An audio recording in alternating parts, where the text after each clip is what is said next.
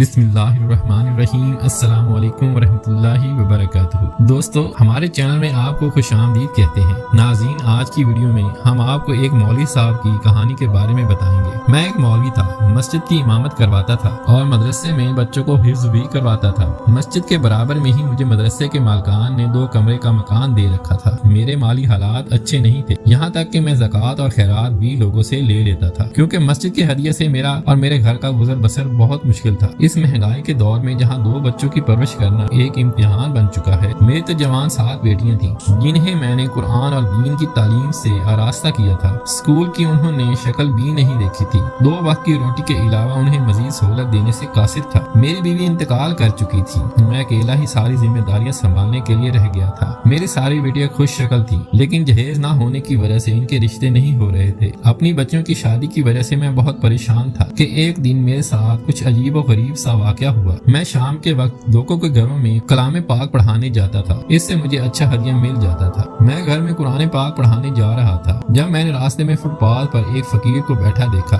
جس کے پاس بہت سے لوگ بیٹھے ہوئے تھے۔ اسے اپنے مسائل بتا رہے تھے۔ ان میں سے ایک شخص کہنے لگا کہ میری 4 بیٹیاں ہیں، بیٹا کوئی نہیں اور مجھے بیٹا چاہیے۔ وہ فقیر میری ہی عمر کا ہوگا، کہنے لگا اپنی ایک بیٹی مجھے دے دو، پھر کیسے تیرے گھر نرینہ بچوں کی لائن لگ جائے گی۔ مجھے اس فقیر کی بات سن کر بہت حیرت ہوئی تھی کہ یہ فقیر کیا مانگ رہا ہے۔ لوگ فقیروں کو پیسے دے سکتے ہیں یا پھر کھانا دے سکتے ہیں، اپنی اولاد کون دے سکتا ہے؟ لیکن مجھے اس فقیر کے پاس بیٹھے شخص کے جواب پر اس سے بھی زیادہ حیرت ہوئی تھی۔ وہ نرینہ اولاد کی خاطر ایک بچی اسے دینے کو تیار تھا۔ مجھے بڑی حیرت ہوئی کہ کوئی شخص اپنے لختے جگر کو صرف بیٹے کی خواہش پر دے سکتا ہے، وہ بھی کسی فقیر کے کہنے پر۔ کہنے لگا مجھے آپ کی کرامات پر بھروسہ ہے۔ مجھے یاد آنے لگا لوگ ایسی باتوں پر یقین رکھتے ہیں، ایسی بہت سی منتیں مانگ لیتے ہیں کہ ہماری اولاد کی بیماری ختم ہو جائے تو ہم ایک بچہ فلاں دربار کی نظر کر دیں گے۔ لیکن میرا ان باتوں پر قطع یقین نہ تھا، اس لیے جو لوگ فقیر کے پاس بیٹھے تھے مجھے احمق لگ رہے تھے۔ لیکن جو بات وہاں موجود ایک دوسری شخص نے کہی وہ مجھے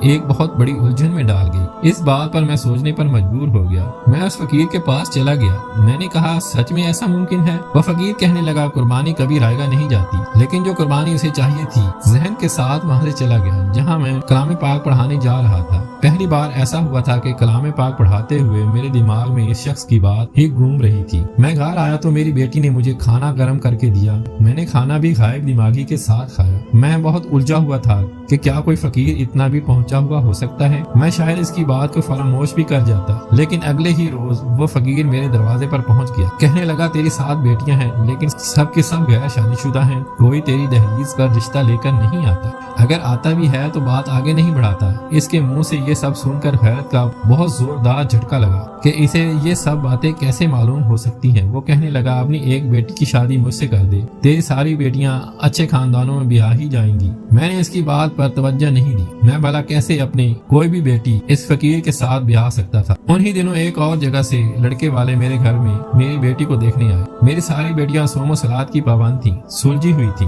ثابت قدم تھی۔ میں نے تو یہ بھی نہیں سوچ رکھا تھا کہ بڑی سے شادی کرنے کی شرط رکھوں گا، جو بیٹی ان کو پسند آئے گی اس کو بیاہ دوں گا۔ انہیں میری بیٹیاں تو پسند تھیں، لیکن بات وہی تھی کہ وہ بغیر جہیز لے کر شادی کرنے کو تیار نہیں تھے۔ میری بڑی بیٹی کی عمر 30 سال کے قریب ہونے والی تھی، سب میں 1 سال کا فرق تھا۔ چھوٹی بیٹی 18 برس کی تھی۔ اب تو میں نے شادی شدہ افراد ایسے لوگوں کے رشتے بھی دیکھنے شروع کر دیے جن کے پاس پہلی بیوی مر چکی تھی اور وہ دوسری بیوی کے لیے اس کے خواہش مند تھے کہ ان کی اولاد کو پال سکے۔ لیکن نہ جانے کیا آزمائش تھی کہ یہاں بھی میری بیٹیوں کی شادی نہیں ہو رہی تھی۔ وہ فقیر روز ہی میرے دروازے پر آتا، یہی ایک صدا لگاتا اور چلا جاتا۔ پھر مجھے اس شخص کی بات بھی یاد آنے لگتی جو اس وقت اس نے اس فقیر کی کرامت بتاتے ہوئے کہی تھی۔ نہ جانے کیوں میں اب سوچ میں پڑ گیا تھا۔ میں اس وقت ایک مجبور باپ تھا جس کی بے بسی کی آخری حد تھی۔ میں 6 بیٹیوں کی خاطر ایک بیٹی کی بلی چڑھانے پر مجبور تھا۔ میں پچھلے 4 سالوں سے ٹھیک سے سو نہیں پایا تھا۔ جیسے جیسے سال گزرتے تھے میرا بڑھاپا اور میری بیماری بھی بڑھنے لگتی۔ اگر میری آنکھ بند ہو گئی تو میری بچیوں کا کیا ہوگا؟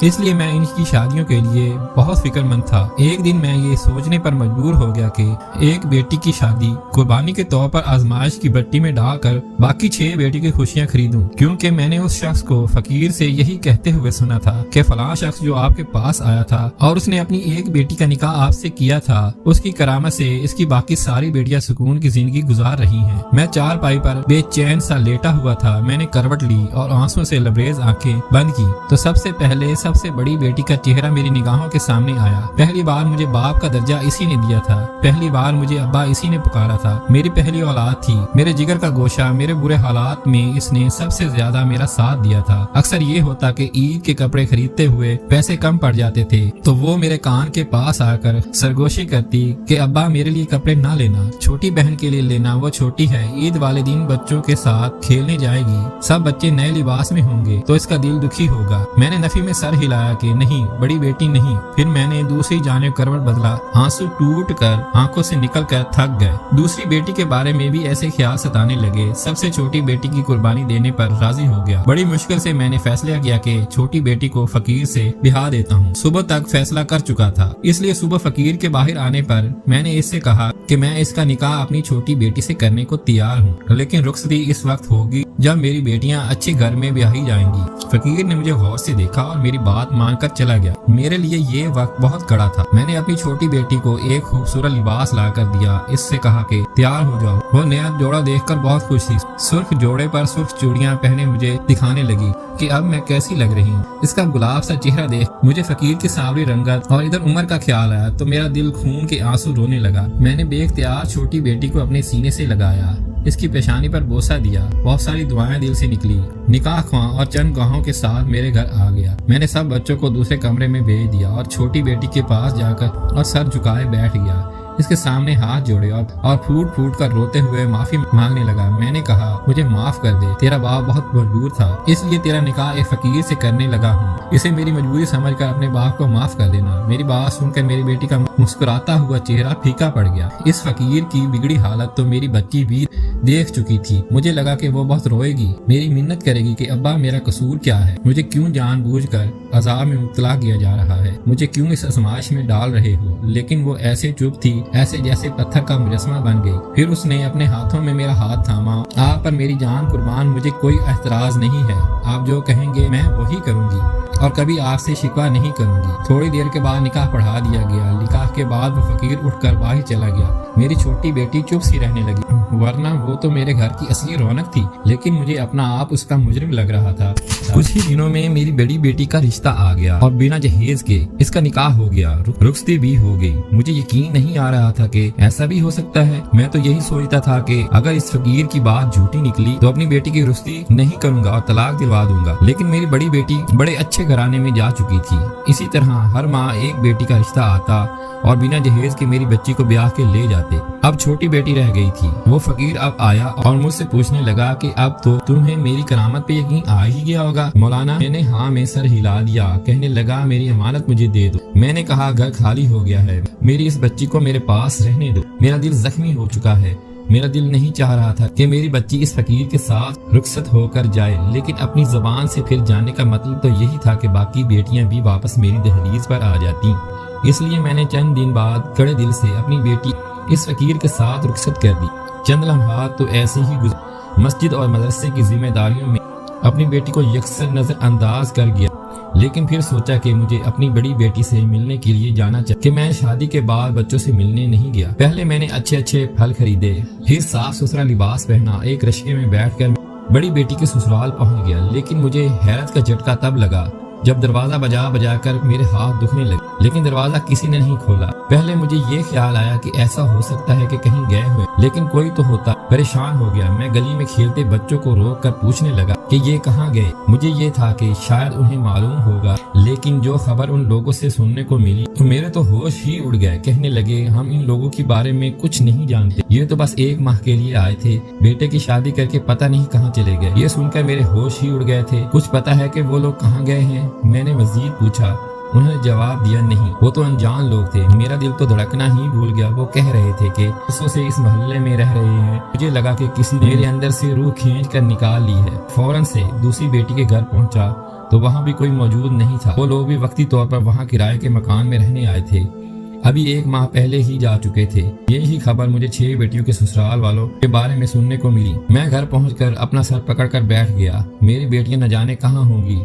मैंने फकीर की बात पर भरोसा कर लिया था कि वो करामती बाबा है, इसलिए रिश्तों के बारे में ज्यादा जान पहचान भी नहीं करवाई थी। जो रिश्ता आता रहा मैं शादी करवाता रहा। मैं अपनी सब बच्चियों को अपने हाथ से खो चुका था। मैं यही समझता था कि एक बेटी की कुर्बानी देने से मेरी बाकी बेटियां सुकून की जिंदगी गुजारेंगी, लेकिन मेरी तो बेटियां ही न जाने कहाँ चली गई। मैं उन्हें कहाँ ढूंढूंगा। मैं बहुत परेशान था। एक दिन मुझे वही शख्स नजर आया जो उस फकीर की करामत के बारे में बता रहा था। मुझे देखकर वह शख्स भागने लगा। मैं इसके पीछे भागा और उसे पकड़ लिया। मैंने कहा, बताओ कि वो फकीर कहाँ है। वो कहने लगा, कौन सा फकीर? मैं किसी को नहीं जानता। मैंने कहा, जिसकी तुम करामात उस दिन ऊंची आवाज में सुना रहे थे। वो कहने लगा, मुझे माफ कर दो, मुझे तो बस इस काम के लिए उस शख्स ने पैसे दिए थे। ये सुनकर तो मैं चकरा कर ही रह गया था। वो शख्स ये सब कुछ मुझे दिखाने के लिए कह रहा था। ये सुनकर मैं रोने लगा कि न जाने मेरी बच्चियां किस हाल में होंगी, कहाँ होंगी। 6 माह के बाद मुझे लाहौर जाना हुआ।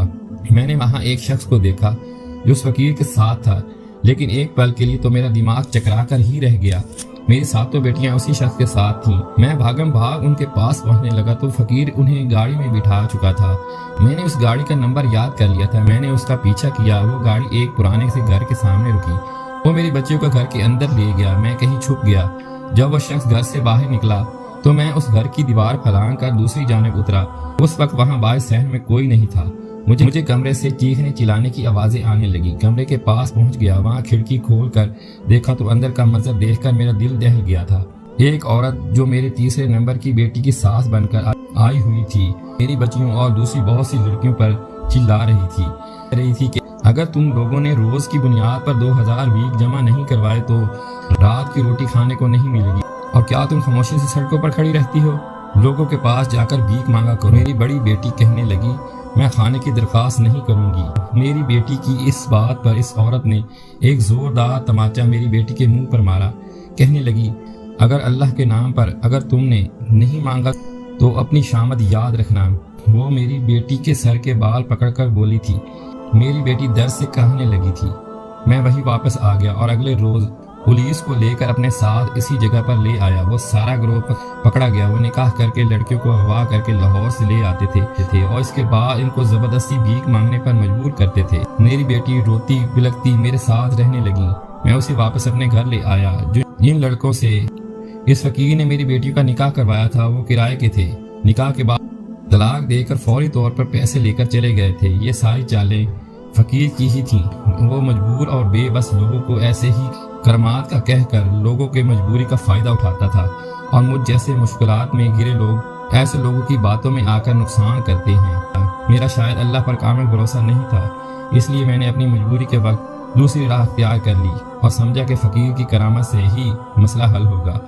हालांकि मैंने हमेशा ही दर्स दिया था कि अल्लाह से होता है, अल्लाह के गैर से नहीं होता, लेकिन शायद बात दिल से यकीन के साथ नहीं किए थे, इसलिए मुझे सजा मिली। मेरे साथ हुई ज्यादती के पेश नज़र मुफ्ती साहब ने मदरसे के हाफिज़ों से मेरी बेटियों की शादियां करवा दी। उम्मीद है कि आज की वीडियो आप लोगों को अच्छी लगी होगी। अगर वीडियो अच्छी लगी है तो लाइक शेयर करके हमारे चैनल को सब्सक्राइब कर दें और बेल आइकन को क्लिक कर दें ताकि हमारी नई आने वाली वीडियोस का आपको पता चलता रहे।